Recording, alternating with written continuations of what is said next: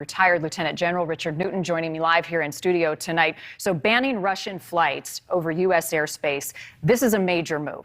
It is a major move. And we're raising our stakes in terms of, if you recall, obviously the sanctions. But this is also an operational maneuver that is in concert with the sanctions as well.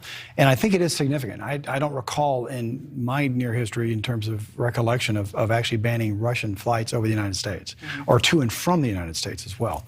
So it's extraordinary. It will hit, not so much the airline industry per se, but passenger travel also. It's not just the aircraft not being able to fly into U.S. Airspace, but also the travel of Russian citizens and others back and forth to Russia. Could have some serious ripple effects. I want to talk about some of the damage that we're seeing, in particular this massive explosion of this government building in Kharkiv earlier today. We also saw a TV tower blow up in front of our eyes in Kyiv. What does this tell you about the Russian forces' tactics and targets right now at this point in the game? Well, to put Kharkiv in perspective, population 1.5 million, about the size of San Diego.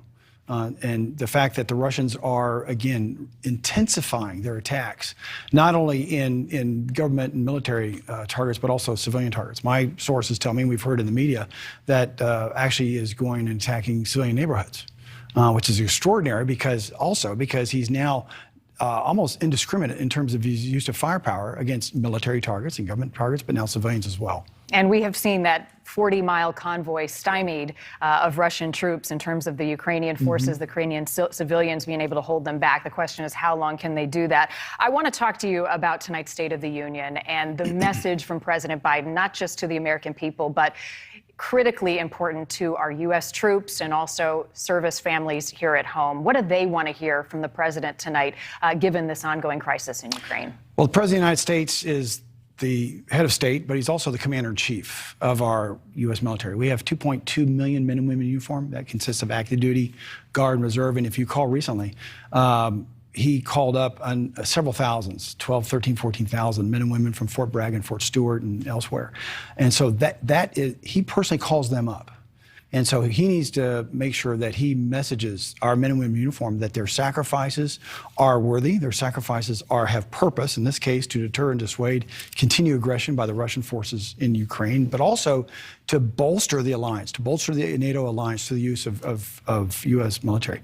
Also, the message is just as important to the family members. Those loved ones stay by the side of our military through generations, and it's just as important, if not even more important right now, for the moment, if you will, of our family members who are supporting the loved ones to, again, go to harm's way. Lives are at stake. It's important tonight, and an important message. Lieutenant General Richard Newton, as always, thank you. We'll be seeing you throughout the night. Thanks for watching. Click the red subscribe button below so you can get more of NewsNation's fact-driven, unbiased coverage.